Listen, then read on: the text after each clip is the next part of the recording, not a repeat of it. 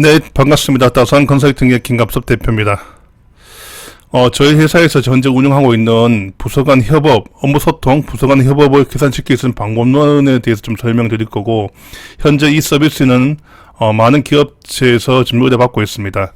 조직 문화 진단을 해보시면 많이들 나온 것 중에 하나 대표적인 게 첫 번째가 이제 업무 시너지가 낮다는 게 부분하고, 두 번째 이제 부서 간 또는 본부 간 협업이 낮은 문제. 이런 문제가 어느 기업이나 중소, 중견, 대기업 구분 없이 다 발생합니다. 그런데 일반적으로 예전에 어떻게 풀냐면, 그냥 집합교육이죠.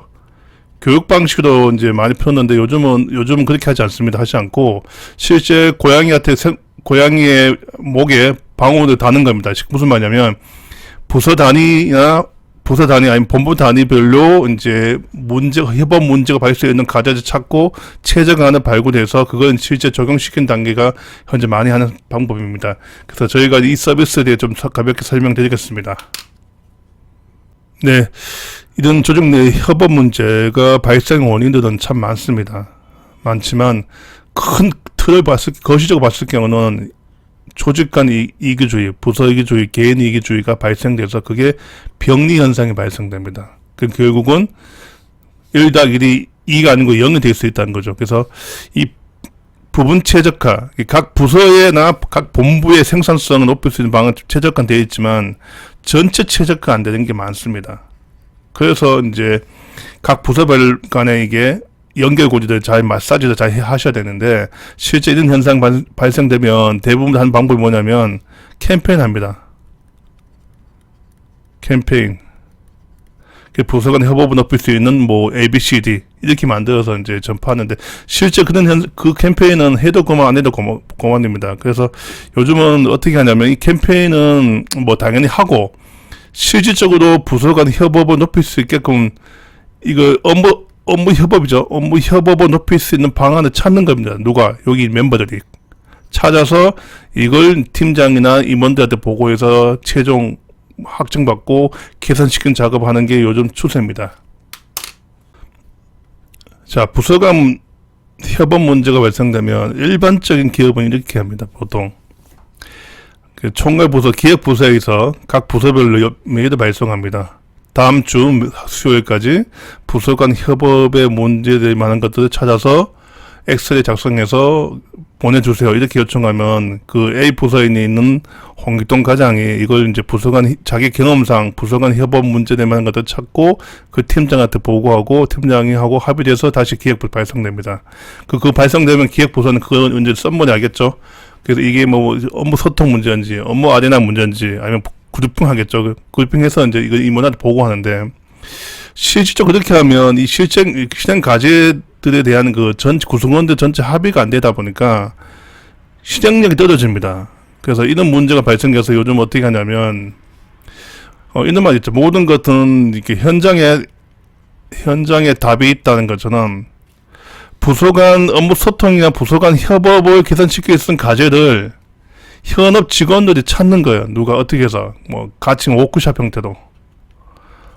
형태로 찾아서 그분들이 이제 이게 본부이냐 본부간이냐 전산을 구분해서 이걸 이제 주간 부서에 발송하는 형태인데, 어떤 결과냐면 실제 이거는 이게 그 찾을 때 어떻게 찾냐면 한 부서가 아니고 두세 개 부서, 예를 들어 직접 부서 있죠. 생산에 대한 직접 부서원들이 모여가지고 부서 간 협업을 높일 수 있는 방안을 찾는 겁니다. 어떻게? 자, 개선 영역. 이 부서 간 협업에 대한 현안 문제가 뭔지를 이제 정의할 거고, 정의되면 이게 현상이 뭐고 문제가 뭔지 찾아냅니다. 제거해야 될 거는 가감을 제거한 이유고 찾는 거고, 축소 합리화는 현재 운영 실태 문제점을 기술해야 한 다음에 이거 개선시키기 위해서는 과제명 그리고 구체적인 방법을 그분들이 SME들이 직접 작성합니다. 그래서 이걸 이제 상위 부서에 제출하는 방식인데, 자, 그럼 이게 보통 제거 축소 합리화 과제 만들고, 이게 범위가 본부 내 본부 간 전사하는 관점을 현업 SME들이 직접 찾아내는 거야. 찾아서 과제를 뽑다 보니까 이게 어느 정도 살아 움직이는 과제입니다. 그러다 보니까 이제 구성원들도 컨센서스가 확립됐고 또 직접 부서, 간접 부서, 연관성 부서끼리 만나서 이제 워크숍 하다 보니까 그 과제에 대한 어떤 퀄리티가 상당히 높습니다.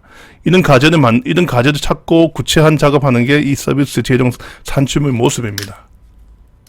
자, 그러면 전체적인 어떤 수행 절차에서 좀 말씀을 드리면, 기본적으로 이거는 바텀 방식입니다. 밑에서 위로 올라가는 형태라는 거죠. 보통 일반적인 탑다운 방식으로 이제 하는 것도 있지만, 탑다운 방식의 어떤 방식은 강력한 실행력이 있습니다. 그건 장점이지만 이게 구성원들 참여가 떨어집니다. 그래서 이 서비스는 밑에서 위로 올라가는 서비스입니다. 그래서 어떻게 하냐면 저희 회사와 연계해서 첫 번째 가볍게 이제 업무 소통하고 부서 간 협업의 서베이를 미니 서베이를 합니다. 그래서 현재 구성원들이 생각하고 있는 그 인식의 수준을 파악하는 겁니다. 그걸 SM들하고 팀장 간에 파악한 다음에 두 번째로 하는 게 뭐냐면 워크숍 참석 전에 부서 간 업무 협업 관련된 이슈를 조사합니다. 어떻게? 서술형으로요. 서술형 조사해서 그걸 그룹핑한 다음에 대표적으로 현재 부서에서 발생되는 부서 간 협업, 업무 소통 개선 영역을 찾아냅니다. 찾은 다음에 실제 그 SME 워크숍을 하는 거예요. 그 SM이라는 거는 이제 각 부서별로 그 대립 고참급, 가장급 대상으로 합니다. 그래서 규모가 큰 회사들은 한 40차수 할 거고, 규모가 작은 회사는 한 10차수, 20차 정도 하게 됩니다. 자, 그래서 기본적으로 이제 이때 내부 퍼슐레 데이터 하는 게 아니고 저희 회사 같은 경우는 전문가가 투입돼서 이 전문가 주도에서 이 부서 간 소통과 업무 소통과 부서 간 협업 과제를 찾아냅니다. 자, 찾아내면 앞에서 보는 것처럼 그런 양식이 이제 최종 결과물이 나오게 되면 이 양식이 나오게 되면 이걸 끝나지 않고 이걸 팀장 워크숍도 안건 올립니다. 팀장 워크숍에 안건 올릴 때는 대전제가 SM이 만든 도출된 과제를 절대 제거할 수 없습니다. 보통 팀장들은 이런 SM이 나온 과제분에 대해서 카트합니다. 자기 부서하고 뭐 조금 이제 불리고 오지 않을까 이런 문제가 발생돼서 당연히 다 안 하는 형태가 갑니다. 그러다 보니까 대원칙은 이 서비스 원칙은 SM이 나온 걸 가지고 팀장 워크숍 때는 고도화하는 거예요. 고도화. 정교화죠. SM들이 나온 과제를 보고 그분들이 보는 관점에서 팀장은 기본적으로 보는 안목이 높다 보니까 그분들의 관점에서 그 과제를 조금 더 정교화 작업을 한다 하고 또 팀장선에서 우리 조직의 업무 소통하고 부서 간 협업 과제를 발굴된 과제 뽑고 이거 다시 임원회의에 올립니다. 임원을 올려서 임원들이 보고 할 건지 말 건지 예스 할 건지 노 할 건지 늘 명확하게 결정하는 거죠. 아니면 보류할 건지를 누가 저희 회사와 연계하는 저희 전문가들 같이 해서 이제 팀 임원들한테 보고해서 예스노 하는 겁니다. 그래서 SM들이 나온 그 과제들이 그대로 임원 워크숍에 갑니다. 그러다 보니까 임원들이 실제 과제들 보면 좀 충격받습니다. 아, 직원들 생각하고 내가 평소에 알고 있는 생각은 좀 다르구나. 대표적인 거죠. 보통 임원들은 팀장하고 소통 많이 합니다. 팀장하고 임원을 소통하면 대부분 팀장은 문제없다 이야기합니다. 대부분 다. 그런데 현업 실무자들은 당연히 문제 있다 하고, 그러면 임원들이 저희가 이 프로젝트 하면서 많이 알게 된 거는 임원들 이 결과물을 받아보면 대부분 충격받습니다. 아, 내가 알고 있는 정보하고 실제 팀원들이 낸 과제들이 다르다는 거죠. 그러다 보니까 이제 임원들이 그거 보고 예스 노 하서 바로 그냥 적용하는 형태로 하는 게 이 서비스의 전체적인 프로세스입니다.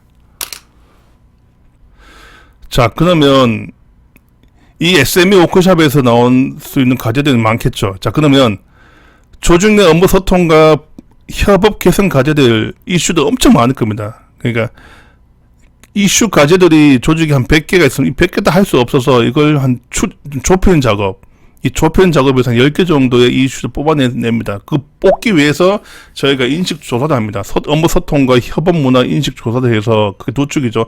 객관식으로 해서 지시 보고 협업 의사소통 만족도 하고, 그다음에 서술형 문항은 또 사전에 메일로 발송해서 수기도 받습니다. 받아서 직원들이 평소에 이런 문제가 있다는 걸 공감대 형성을 하기 위해끔 이 서베이를 하게 됩니다. 서베이 한 다음에 그걸 이제 통계 분석해서 또 서술형 문항을 그룹핑합니다. 핵심이 이겁니다. 그 SME 워크숍 때 참석하신 분들이